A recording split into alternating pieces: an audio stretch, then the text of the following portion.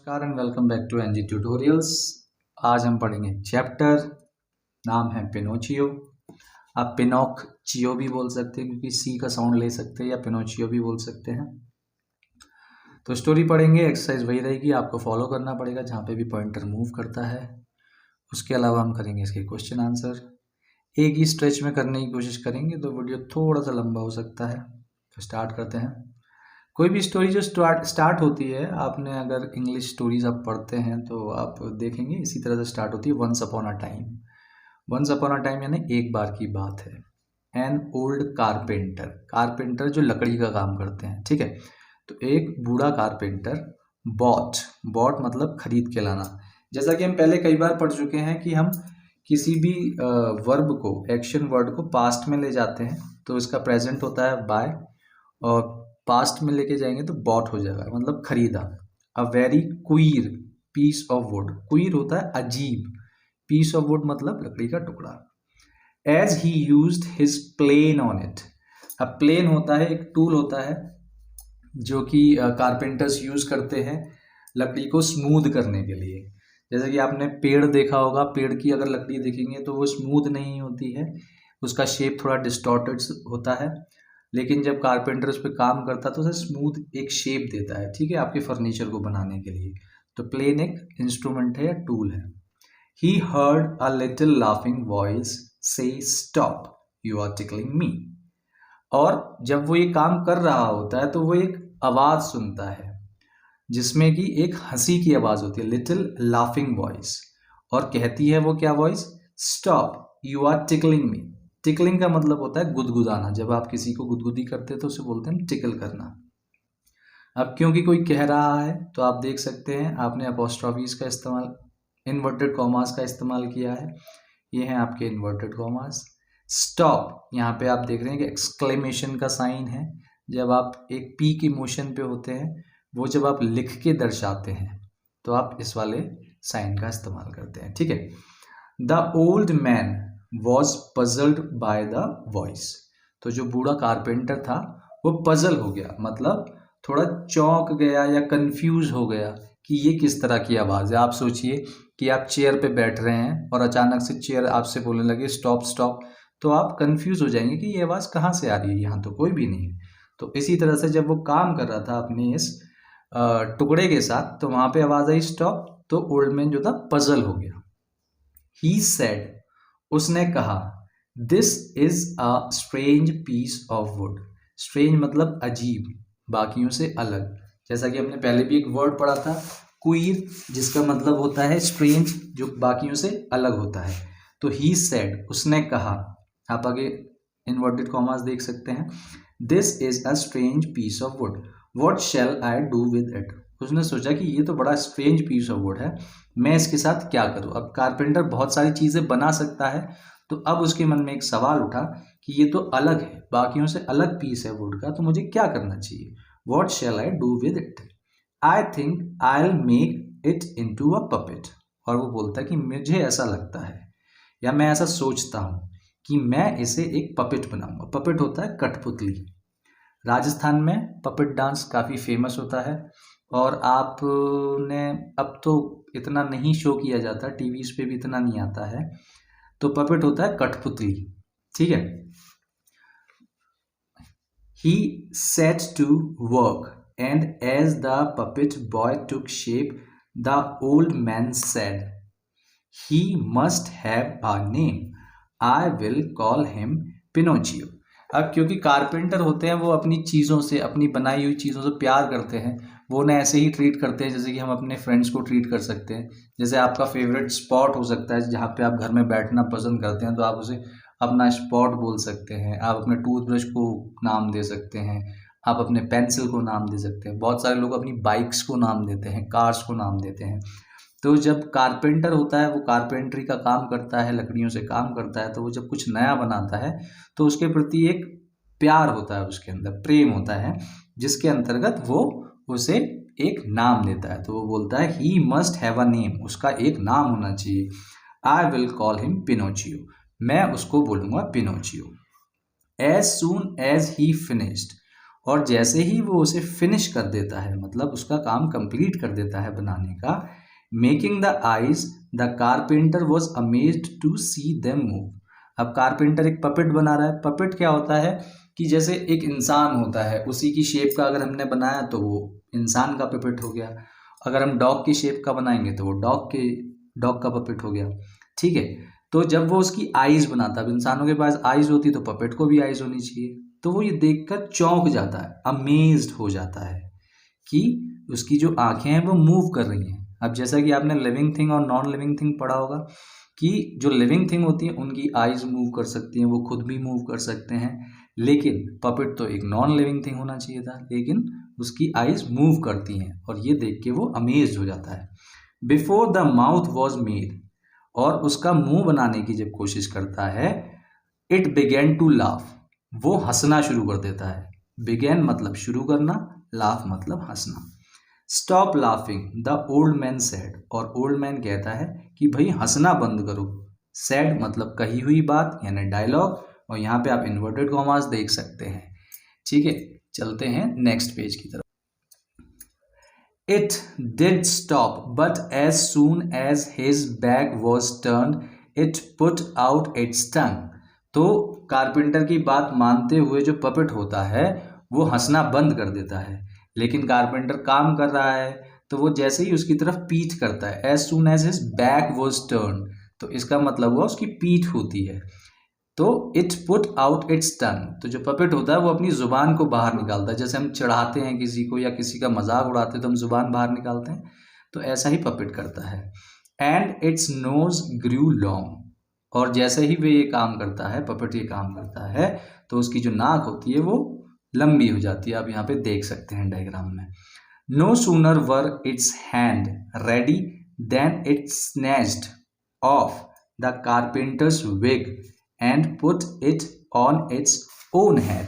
तो no sooner मतलब जैसे ही कोई काम कंप्लीट होता है तो हम बोलते हैं no sooner. No sooner were its hand ready, तो जैसे ही उस पपेट के हाथ बन के तैयार होते हैं, देन वैसे ही, देन इट स्नैच्ड, स्नैच्ड मतलब छीनना या खींचना, ऑफ द कारपेंटर्स विग, वो कारपेंटर का विग अपनी ओर खींच लेता है या छीन लेता है। विग होता है जो नकली बाल लगाते हैं हम, वो। And put it on its own head, और वो अपने बालों की जगह अपने सर पे उसे लगा लेता है। एंड देन उसके बाद पिनोचियोज नोज ग्रू लॉन्गर, जो पिनोचियो होता है उसकी नाक और बड़ी हो जाती है। When it's legs and feet were made, अब क्योंकि आप बना रहे हैं एक पपेट जो कि इंसान जैसा है, तो आपको उसके पैर और फीट बनाने पड़ेंगे। अब यहाँ पे एक लेग्स और फीट का डिफरेंस बता देता हूँ। लेग्स होते हैं जो आपके पैर होते हैं, और फीट होता है जो पैरों का पंजा होता है जिनमें उंगलियां होती हैं, उसे हम बोलते हैं फीट, और सिंगल होता है तो बोलते हैं foot. They were too stiff, stiff मतलब होता है जो एकदम जकड़ा हुआ होता है, जो मूव नहीं कर सकता है। सो दे were too stiff to use, अब वो उन्हें यूज नहीं कर सकता। जैसे आप एक्सरसाइज करते हैं, आप चलते हैं, तो आप इजीली चल लेते हैं, क्यों? क्योंकि आपकी बॉडी में एक फ्लेक्सिबिलिटी है। ठीक है, अब कोई चीज़ अगर स्टिफ होगी, जैसे मान लीजिए आप कभी कभी बहुत टाइट जीन्स पहन लेते हैं तो आपके पैर एकदम जकड़ जाते हैं, तो चलना थोड़ा सा मुश्किल हो जाता है। तो जब उसके नए नए पैर बनते हैं तो वो बहुत स्टिफ होते हैं, तो वो उन्हें यूज नहीं कर पा रहा होता है। So the carpenter showed Pinocchio how to use them, तो कारपेंटर बताता है पिनोचियो को किस तरह से यूज किया जाए। अब उसे पता भी नहीं था कि पैरों का इस्तेमाल किस तरह से किया जाता है। जैसे कि अगर आपके घर में छोटे छोटे बच्चे होंगे तो आपने देखा होगा कि पहले वो क्रॉल करते हैं, फिर वो धीरे धीरे दो पैरों पे आते हैं, बैलेंस करना सीखते हैं, आप उन्हें हाथ पकड़कर चलाते हैं। तो ये भी अभी नया नया बर्थ हो रहा है, नया नया जन्म ले रहा है। ठीक है, तो अभी उसे नहीं पता है कि मुझे अपने हाथ या पैर कैसे इस्तेमाल करने, तो कारपेंटर शो करता है, शो या टीच करता है या दिखाता है किस तरह से उसे यूज करना है। Now the carpenter decided to send Pinocchio to school, अब कारपेंटर डिसाइड करता है कि भाई पिनोचियो को स्कूल भेजना चाहिए। जितने भी सारे हम ह्यूमन बीइंग्स होते हैं, जो बच्चे होते हैं, वो जाते हैं स्कूल में कुछ अच्छा सीखने के लिए, ताकि वो अपने लाइफ को अच्छे से स्पेंड कर पाए। But there Pinocchio did nothing but look for fun, लेकिन पिनोचियो थोड़ा शरारती होता है, वो वहाँ पे पढ़ता नहीं था, हमेशा देखता रहता था कि कैसे वो मजे करे। लुक फॉर फन, वो इस चीज की तलाश में रहता था कि उसे मजे कैसे आने चाहिए। ही often rain away from school, और वो स्कूल से भी भाग जाया करता था। ऑफन मतलब ज्यादातर। जब आप काम कोई बहुत ज्यादा करते हैं तो हम ऑफन का इस्तेमाल करते हैं, जब आप कम करते हैं तो आप समटाइम्स का इस्तेमाल करते हैं। ठीक है, तो ही ऑफन वो ज्यादातर क्या करता था, रैन अवे फ्रॉम स्कूल, वो स्कूल से भाग जाया करता था। Why don't you go to school, तुम स्कूल क्यों नहीं जाते हो। ये एक क्वेश्चन है तो लास्ट में लगा हमारा क्वेश्चन मार्क। कहा गया है तो लगा इन्वर्टेड कॉमास। आज द कारपेंटर, अब क्वेश्चन हमेशा पूछा जाता है तो हम आज का इस्तेमाल करते हैं। जब हम आंसर देते हैं या हम सिंपल सी बात कहते हैं उस टाइम पे हम सेड का इस्तेमाल करते हैं, पर यहाँ पे पूछा गया है तो आज द कारपेंटर, कारपेंटर ने पूछा भाई तुम स्कूल क्यों नहीं जाते हो। किससे पूछा, पिनोचियो से। तो पिनोचियो ने क्या बोला, Pinocchio told him a lie, Pinocchio ने एक झूठ बोला, लाई मतलब झूठ बोला। And his nose started growing longer and longer, और उसकी जो नाक थी वो बढ़ने लगी, ग्रोइंग बढ़ने लगी, लॉन्गर एंड लॉन्गर और ज्यादा लंबी हो गई। Each time he was rude to someone और told a lie his nose grew longer. अब जितने भी बार वो किसी के साथ रूड होता था, जैसे हम कभी बदतमीजी से बिहेव करते हैं, हम गलत तरह से जवाब देते हैं, उसे बोलते हैं रूड। और लाई करने का समवन और टोल्ड अ लाई, और झूठ बोलता था तब होता था हिज नोज ग्रू लॉन्गर, उसकी नाक लंबी हो जाती थी। फाइनली पिनोचियो सेड, और अंत में पिनोचियो ने कहा, I am glad to be a real boy, कि मैं खुश हूं कि मैं एक असली का लड़का हूं।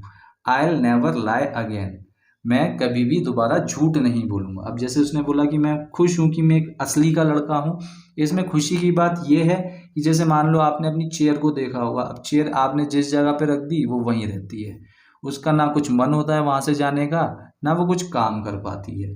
ठीक है, तो अगर हम सोचे कि अगर चेयर के भी पास दिमाग होता तो उसका मन करता कि वो कहीं भी जाए।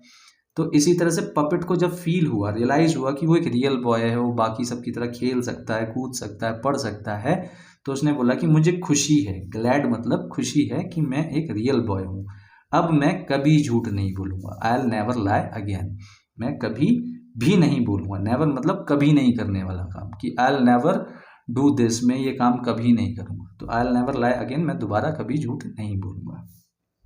इसमें मिले हमें न्यू वर्ड्स। कारपेंटर, कारपेंटर होता है जो लकड़ी के साथ काम करता है। क्वीर मतलब होता है अजीब। प्लेन का मतलब होता है टूल। पजल्ड का मतलब होता है जब आप कंफ्यूज हो जाते हैं। पपेट का मतलब होता है बताया, कठपुतली। टुक शेप मतलब जब कोई चीज अपनी शेप लेने लगती है। ठीक है, जैसे आपने कभी अपनी मम्मी को देखा होगा रोटी बनाते हुए, तो पहले एक डो का टुकड़ा लेते हैं, उसके बाद उसे रोल करते हैं बेलन से, और फिर वो रोटी की शेप में आने लगता है, तो इसे बोलेंगे टुक शेप या टेकिंग शेप। अमेज्ड मतलब आश्चर्यचकित हो जाना। फिनिश्ड मतलब खत्म होना, कोई काम कंप्लीट करना। स्टिफ मतलब टाइट होना। डिसाइडेड का मतलब फैसला करना। अब आ जाते हैं हम रीडिंग इज फन पे। जो हमने चैप्टर पढ़ा है उसके बेस्ड पे हमारे पास है एक्सरसाइज। देखते हैं हमें क्या मिलता है। What did the carpenter buy, तो डिड आया है, ठीक है। वॉट क्या, डिड आया है, और बाय मतलब खरीदा, तो कारपेंटर ने क्या खरीदा। अभी ये आंसर बनाना सिखाया गया तो मैं पहले भी, द कारपेंटर बाय का हो जाएगा बॉट, ठीक है। उसने क्या खरीदा था, एक लकड़ी का टुकड़ा, लेकिन वो अजीब था, तो हम बोलेंगे bought a queer piece of wood. Next देखते हैं, what did he make out of it. अब उसने उससे क्या बनाया, मेक बनाया, व्हाट क्या, डिड आया तो पास्ट में जाएगा, तो मेक का हो जाएगा मेड, तो ही मेड अ पपेट, उसने क्या बनाया था, एक पपेट बनाया था आउट ऑफ इट। तो मेड के बाद हम इस्तेमाल करेंगे पपेट का। What did he call his puppet, फिर से डिड आया है, कॉल का हो जाएगा कॉल्ड, ईडी लगेगा। वॉट क्या बुलाता था वो अपने पपेट को, तो ही कॉल्ड पिनोचियो, उसने एक नाम दिया था ना पिनोचियो टू हिज पपेट, वो अपने पपेट को पिनोचियो बुलाता था। वॉट डिड पिनोचियो से इन द एंड, तो पिनोचियो ने अंत में क्या कहा, तो पिनोचियो से का हो जाएगा सेड, क्यों, क्योंकि डिड लगा हुआ है, और जो भी हम डायलॉग बोलेंगे वो इन्वर्टेड कॉमास के अंदर आएगा। तो एग्जैक्टली लास्ट लाइन में ये पूरा डायलॉग दिया गया है, हम एग्जैक्टली इसे नोट कर लेंगे। I am glad to be a real boy, I will never lie again. ये हमारा लास्ट आंसर हो गया। आई होप आपको समझ में आया होगा। 4th क्लास का ये लास्ट चैप्टर था। इसके बाद हम मूव करेंगे ग्रामर एक्सरसाइजेस की तरफ, ठीक है। तो वो थोड़ी ज़्यादा इंपॉर्टेंट होंगी ताकि आपको इंग्लिश और बेटर समझ में आए, आप कॉम्प्रिहेंशन अपने आप कर पाएँ, सेंटेंस मेकिंग अपने आप कर पाएँ। तब तक के लिए गुड बाय।